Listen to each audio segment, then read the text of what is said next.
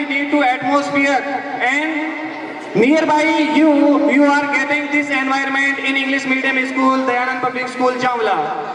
और मैं इन बच्चों के लिए कहना चाहूंगा, ना पूछो इनकी मंजिल कहाँ है, छोटे बच्चों के लिए है, ये अपने आप से कह रहे हैं, जिस प्रकार से ये पोएम जिस प्रकार से इन्होंने बोली है, तो अपने आप से कह रहे हैं, ना पूछो कि हमारी मंजिल कहाँ है, अभी तो सफर का इरादा किया है, ना हारेंगे हौसला ये उम्र भर, ये इन नन्हे बच्चों ने खुद से वादा किया है, ये नन्हे बच्चों ने खुद से वादा किया है।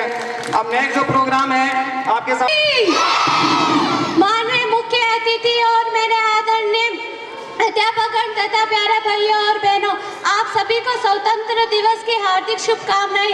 आज इस अवसर पर मैं आपके समक्ष खड़ी होकर बेटी बचाओ बेटी पढ़ाओ में अपने उद्गार प्रकट करना चाहती हूँ। हर लड़ाई को जीत कर दिखाऊंगी, हर लड़ाई को जीत कर दिखाऊंगी, मैं अग्नि में भी जलकर जी के दिखाऊंगी, मैं अग्नि में भी जलकर जी के दिखाऊंगी। मैं बोझ नहीं भविष्य हूँ, मैं बोझ नहीं भविष्य हूँ, मैं बेटा नहीं पर बेटी हूँ, मैं बेटा नहीं पर बेटी हूँ। हमारे समाज में कई लोग बेटियों को अपना भाग्य मानते हैं, बेटियों को अपने जीवन की बाधा समझते हैं। लोगों के मन से हमें इस अंधविश्वास को दूर करना होगा तथा समाज में प्रत्येक बेटी को पढ़ाने के लिए लोगों को जागरूक करना होगा।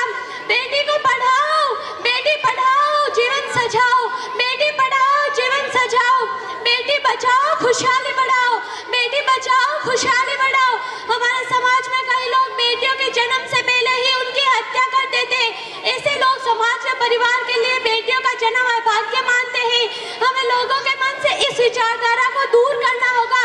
इसके लिए आज सरकार द्वारा कई योजनाएं चलाई जा रही है, जैसे बेटी बचाओ बेटी पढ़ाओ योजना।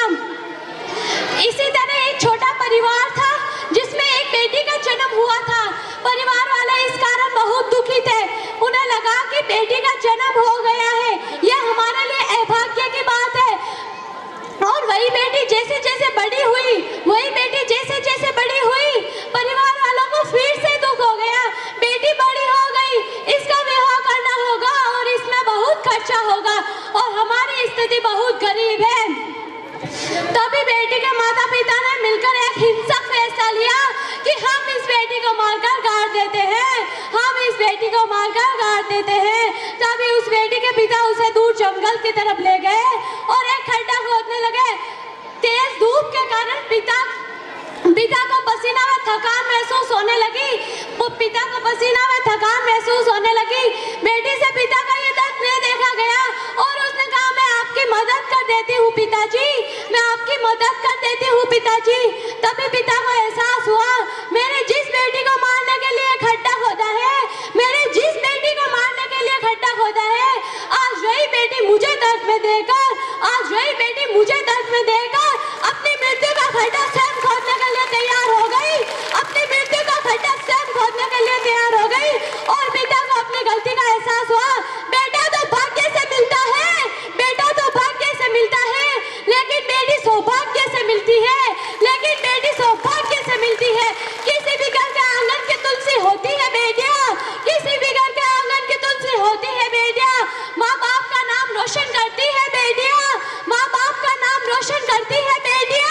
किसी भी मकान को घर बनाती है बेटिया, किसी भी मकान को घर बनाती है बेटिया। फूलों की खुशबू की तरह हर जगह महकती है बेटिया, फूलों की खुशबू की तरह हर जगह महकती है बेटिया। निर्मल जल के समान स्वच्छ होती है बेटिया, निर्मल जल के समान स्वच्छ होती है बेटिया। आज कल्पना चावला, सानिया मिर्जा जैसे बेटियों ने अपने देश का नाम गौरव से ऊंचा कर दिया है। हमें इसी